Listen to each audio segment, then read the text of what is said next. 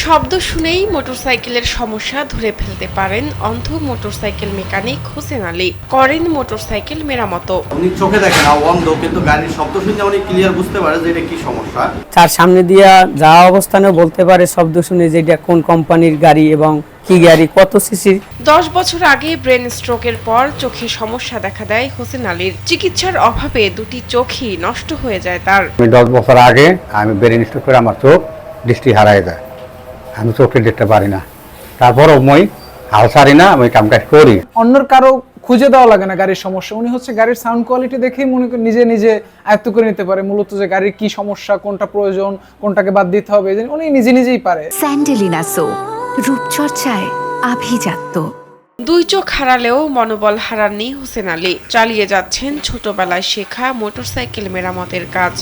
আমার ওই সময় 9 বছর কাজের, মানে আমি জীবনে প্রথম আমি 9 বছর কাজ করি আমার বড় ভাইয়ের এখানে। অন্ধ হলেও হোসেনের কাজে ভরসা করেন এলাকাবাসী।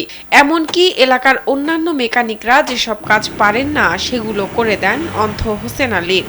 নিজেরা না আসো, কাস্টমার দিয়ে পারে, আপনি উস্তাদের কাছে যান, উস্তাদে করে দেবে। এটা 100% আমি ওকে করে দিই। অন্ধ হোসেন আলীর বাড়ি পটুয়াখালীর মঠবাড়িয়া উপজেলায়। উপজেলার পৌর শহরের KM লতিফ সুপার মার্কেটের একটি দোকানে মেকানিকের কাজ করেন তিনি। তার কাজের খ্যাতি ছড়িয়ে পড়ায় পটুয়াখালী সহ আশেপাশের জেলা থেকেও বাইকাররা নিজেদের মোটরসাইকেল মেরামত করিয়ে নিতে আসেন হোসেনের কাছে। জালকাঠি, পিরিজপুর, ভান্ডাইরা, তারপর বরগুনা, টালতলি কুয়াটার একটা গাড়ি আছে, পটুয়াখালী একটা গাড়ি আছে, বর্তমানে মঠবাড়িয়ার বেশিরভাগ মোটর মেকানিকের ওস্তাদ হোসেন আলী। তার কাছে কাজ শিখেই অন্যরা এখন সফল। খুব ভালো মানের কাজ করে এবং আমরাও তার শিষ্য, অনেক ভালো মানের মোটামুটি কাজ করি। নিজ কাজে দক্ষ হলেও এখন আর আগের মতো আয় রোজগার নেই হোসেনের। বছরে 2 বার ইনজেকশন নিতে হয় চোখের জন্য, যার খরচ প্রায় 35,000 টাকা। বর্তমানে টাকার অভাবে বন্ধ আছে ইনজেকশন নেওয়া। 3টা ইনজেকশন দিয়েছেন, ভালো হয়েছিলাম। করোনা এসে গেল, ওই গ্যাপে আমি বর্তমানে আমার চিকিৎসা চালাইতে পারছি না। ওই তো ফ্রি চিকিৎসা, ফ্রি নাই, অনেক টাকা লাগে, যা দেখতে অনেক সিরিয়াল দেওয়া লাগে, টাকা দেওয়া লাগে, টাকা ছাড়া কোনো কথা নাই। স্ত্রী ও 2 সন্তানকে নিয়ে হোসেনের সংসার। স্ত্রীর কিডনিতেও সমস্যা দেখা দিয়েছে। চিকিৎসা করার মতো আর্থিক অবস্থা নেই হোসেনের। আমার ওয়াইফও অসুস্থ, কিডনিতে সমস্যা। 3 মাস পর পর যে সরকারি ভাতা তিনি পান তা চিকিৎসার জন্য একেবারেই যথেষ্ট নয়।